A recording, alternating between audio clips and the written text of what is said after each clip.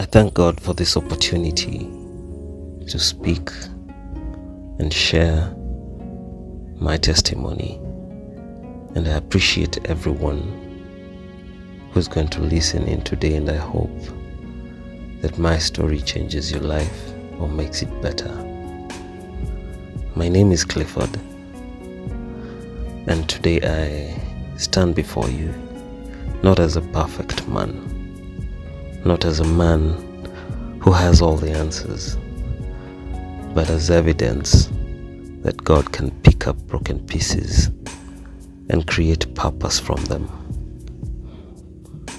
I came to speak to the person who is smiling outside but bleeding inside, the person who is tired, the one who feels forgotten, that one person who is asking God, why is my life turning out like this? Because I know that place. There was a time in my life when everything looked successful. I was a celebrated telecommunication engineer from JKUAT, that's Jomo Kenyatta University. I played national rugby. I was a fly half of the Harlequins team the year 2010 to 2012. I had a beautiful family. I had a good paying job, and I also had dreams, plans. So from the outside, people thought I was winning. But one thing life teaches you is this, that a person can look strong publicly while collapsing privately. Slowly, everything began to fall apart. The job that I had, I lost it. I had a couple businesses where I decided to depend on, but they also collapsed. My marriage broke down, and it was really hard on me. I really tried to hold on to hope, because they and my wife then was the only one I had left. But she was already unhappy, and it's normal for unhappy people to look for people to resent. And I was the one she had found as a person she could blame and resent. Then COVID came, and it destroyed every little stability that had remained. So I entered a season I never imagined I would face. A season of depression, not sadness, depression. The kind where you wake up and you wonder whether life is even worth living or continuing at all. The kind where you feel ashamed because people expect you to be strong. I used to pray, but heaven felt silent. I remember feeling so abandoned. All of my friends disappeared, and even the ones I had left treated me in some type of way. And so I felt alone. Family members couldn't actually help, because when you're down, when you're broke, and when you're struggling, most of the time, the good ones will support you, yes, but most of them will find a reason to blame you for whatever it is that you are going through. I remember doors kept closing. Everything I tried, all the jobs I tried to apply, none of them seemed to bear any fruit. So I watched as my life sank lower and lower. But today I will speak honestly, because healing begins when truth is spoken. Twice, I remember, I wanted to end my life. Twice, I had reached a point where I believed death would be easier than waking up to another day of pain. But God refused to let me go. And I think somebody here needs to hear this. If you're still alive, then God is not finished with you. The enemy wanted me dead because purpose was still inside me. And sometimes the greatest battles happen right before the greatest revelations. One day I remember, after trying everything, I was broken and exhausted. I packed everything I had and decided I'm going to return to the village. At that point, I felt like a failure. Have you ever reached a place where your life no longer resembles the dream you once had? Yeah, that was me. But while standing at the stage, something happened. I saw vehicles heading towards a location called Hell's Gate National Park. It's like a prayer mountain where people go and fast and look for God.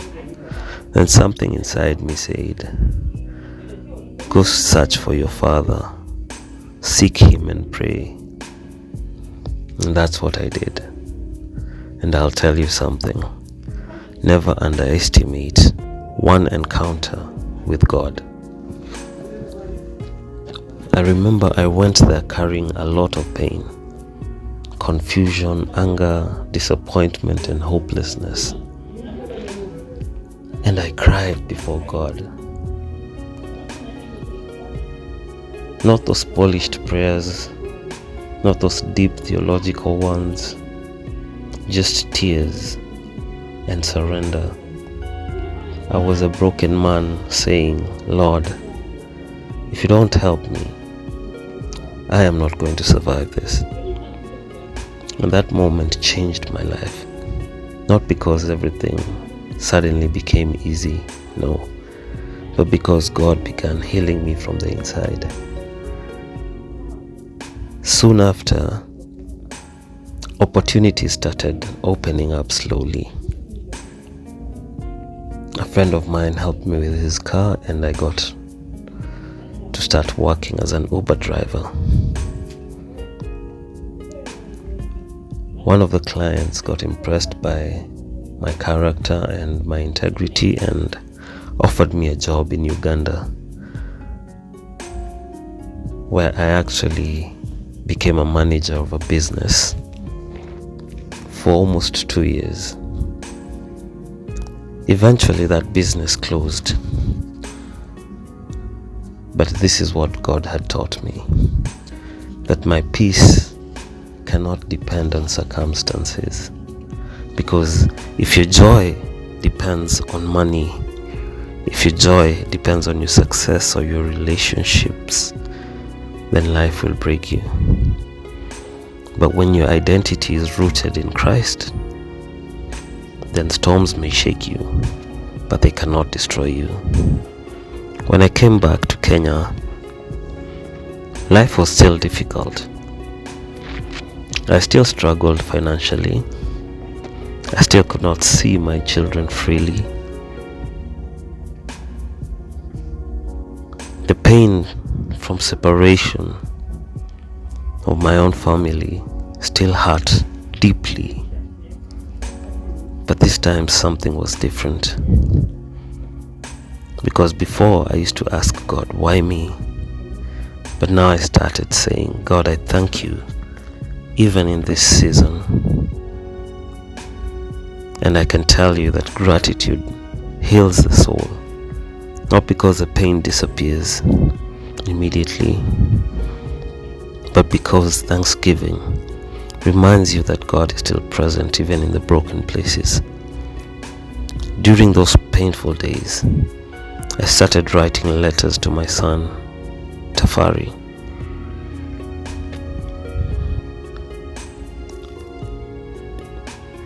wanted to teach him on how to become a good man, on how to navigate through life's storms, on how to teach him the things that I wouldn't actually teach him because I feared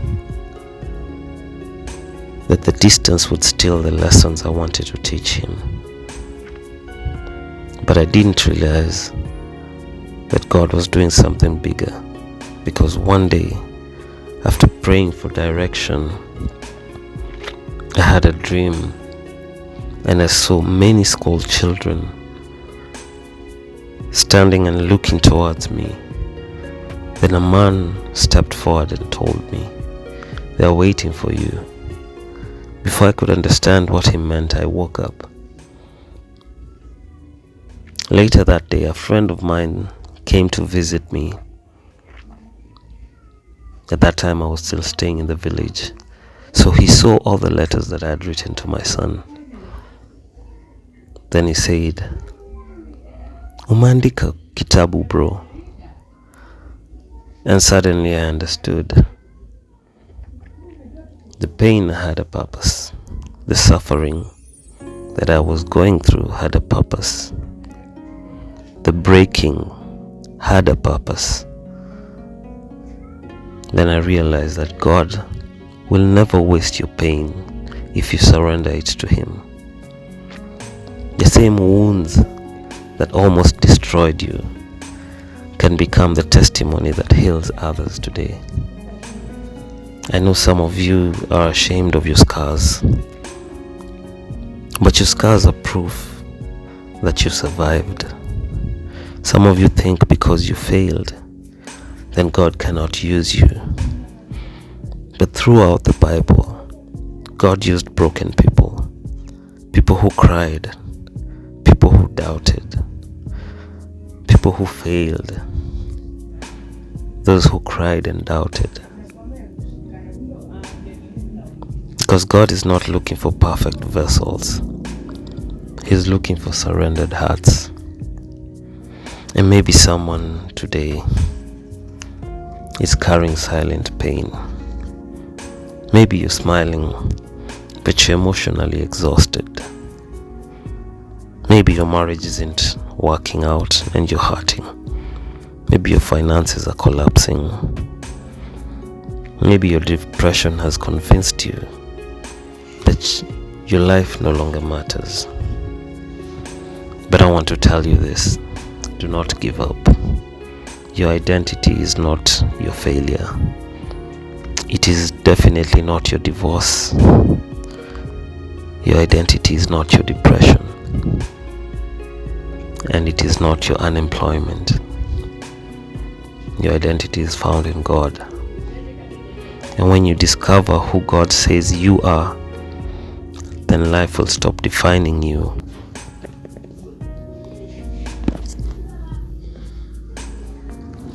I learned that healing is not pretending to be strong.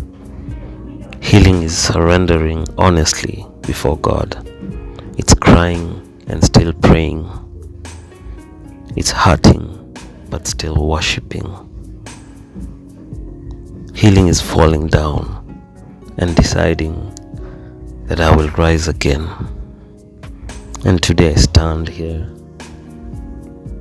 as proof that God restores, not instantly, not always the way we expect, but faithfully. The man who once wanted to die is now speaking life to others. A miracle, don't you think? Because the man who thought his story was over discovered purpose in his pain. And if God did it for me, then He can do it for you too. So before I finish, I want to remind everyone this: that your breakdown is not the end of your story. Because sometimes God allows things to fall apart so that He can rebuild you properly. Sometimes He removes the distractions so you can finally hear His voice. sometimes He breaks your pride so He can reveal your purpose. And sometimes your greatest ministry will come from the place where you suffered the most. So do not run from God in pain. Run to Him, because healing begins where surrender starts. So I hope that God heals every broken heart here today. May He restore hope. May He restore your identity and turn your pain into purpose. And may your testimony one day become the reason someone else chooses not to give up. Today I share this not to dwell on the struggles of my life, but to offer hope. If you're still here listening, carrying something heavy, whether visible or invisible, I want you to know that healing is possible. Restoration is possible. You're not disqualified by what you have been through. Mental wellness is not the absence of struggle. It is the presence of support, truth, grace, and the courage to keep going, even when things are not fully okay. And sometimes the journey forward begins with simply being honest with God, with others, and with yourself. If my life has taught me anything, it is this: you can survive what once tried to break you, and you can still become something meaningful on the other side of it. So today,